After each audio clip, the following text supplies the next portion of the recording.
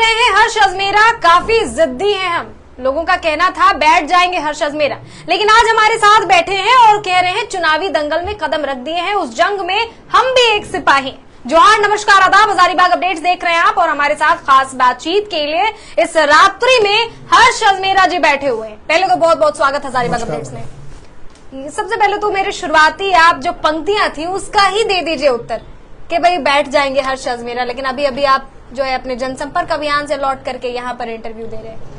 आप समझ लीजिए, जब चीज़ें दिखती हैं बोलने के बयान करने की ज़रूरत नहीं है। आपको सामने दिख गया कि चुनाव चिन्ह भी आ गया। हम लोग अभी जनसंपर्क करके आपके पास 10:30 बजे रात में आपके पास इंटरव्यू दे रहे हैं। इसके बाद भी हमारा एक दौरा है, रात को 1 बजे तक हम लोग काम करेंगे, वापस लौटेंगे। मतलब पूरा लग गया 7 बजे का तैयारी। बोला तो मैं ये चुनाव मैं नहीं लड़ रहा, हर्ष अजमेरा ये चुनाव नहीं लड़ रहा है। हजारीबाग का हर एक युवा, प्रत्येक युवा ये चुनाव अपने भविष्य के लिए लड़ रहा है।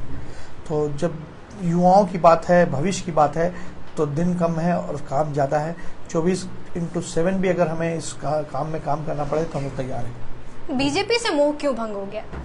मोह भंग नहीं हुआ, मोह किसी से भंग नहीं होता है। एक पार्टी किसी कार्यकर्ता और समर्थकों से चलती है। हमारा एक अपना संस्था है, हमारे साथ भी हर्ष अजमेरा एक, अगर आप लीडर के तौर पे देखें तो उनके भी समर्थक, उनके भी सब फॉलोअर्स और उनके भी सारे यूथ जो बोलते हैं हमारे एक सर्कल, वो सब हमारे साथ है। उनके सोच और उनके विचार के साथ हमको इस चुनाव में आना पड़ा। उनका एक सोच था कि हम लोग पीछे नहीं हट सकते, उनके सोच में मैंने चुनाव में आने का काम किया।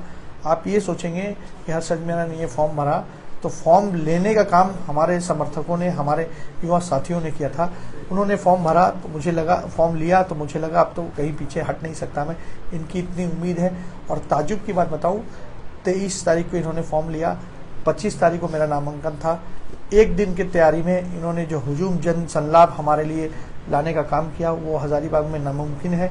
एक दिन में इतना बड़ा प्लान वे में इवेंट को करा जाना, ये बहुत बड़ा मतलब इवेंट के लिए एक सक्सेस इवेंट मानूंगा। और इसके पीछे हमारी टीम का वक्त था, उनके टीम में इतना जज्बा है, इतना जोश है, समर्थकों में इतना जोश, इतना वो है कि इतने ख़राब मौसम में भी वो डटे रहे, टिके रहे। इतनी महिलाएं, इतनी दीदियां मेरे साथ जो जुड़ी हुई है, बहुत सारे हमारे NGOs में जुड़ी हुई हैं, जो प्रत्येक महिलाओं को हम लोग आगे बढ़ाने का, रोजगार से काम कराते हैं, वो लोग सब जुड़ी है। वो लोग खुद बारिश में खड़ी होकर हमारे लिए इंतज़ार कर रही थी।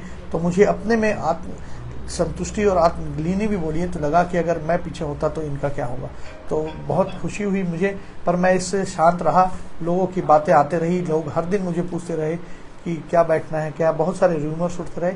मैं बोला दिन आने दीजिए, तारीख आने दीजिए, सब कुछ पता लग जाएगा।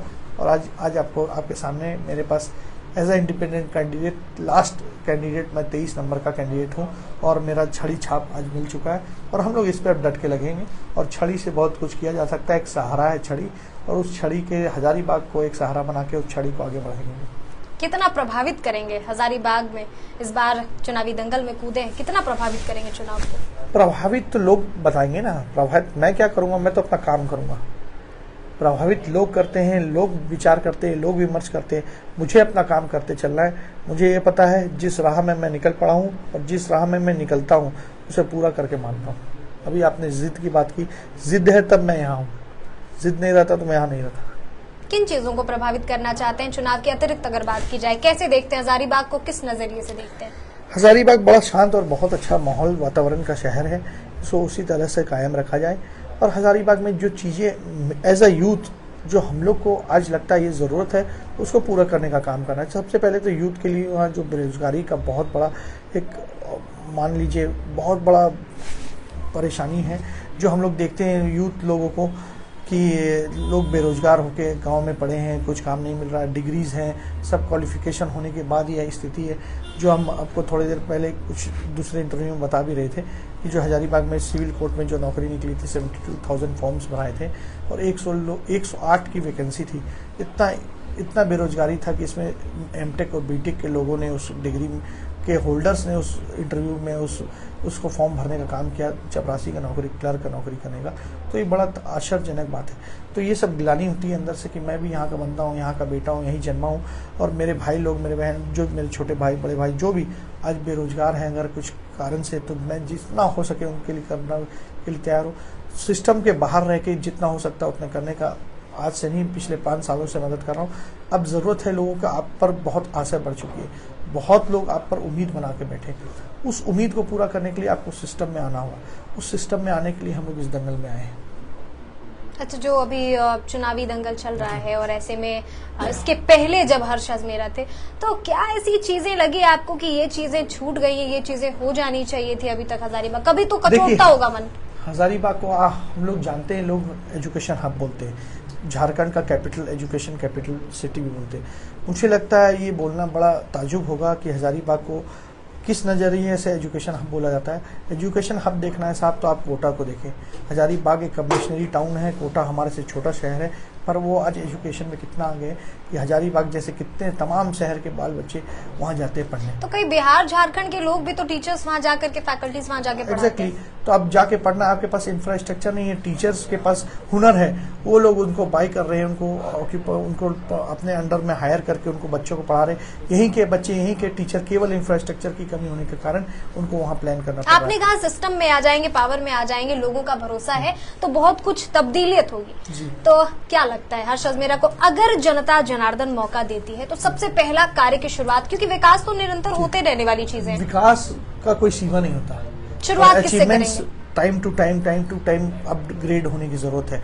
आज अगर आप पहले देखेंगे, पहले हम लोग बल्ब जानते थे, अब एलईडी जानते हैं। पहले आप फोन देखते होंगे तो कैमरा नहीं हुआ करता, अब आई फोन और उसके एआई भी आ गया, सारे सिस्टम अपग्रेड होगा।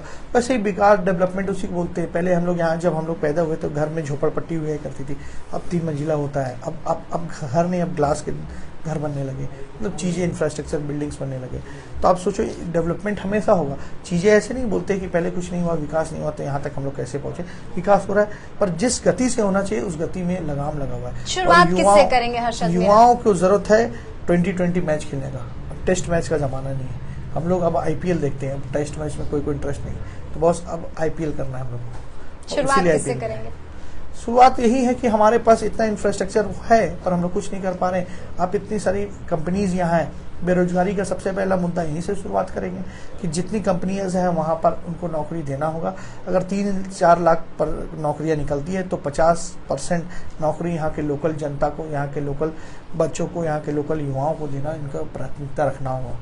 चलिए, कभी आपके जनसंपर्क में भी चलेंगे और देखेंगे कि लोग कितना प्यार कर रहे हैं। फिलहाल काफी रात्रि हो रही है, इनको और भी जगहों पर जाना है जैसा कि इन्होंने बताया, तो अब इजाजत दीजिए आप भी। और बहुत अच्छा लगा, आप बात की हम लोगों से। इसी के साथ आप दर्शकों से भी इजाजत मांगूंगी।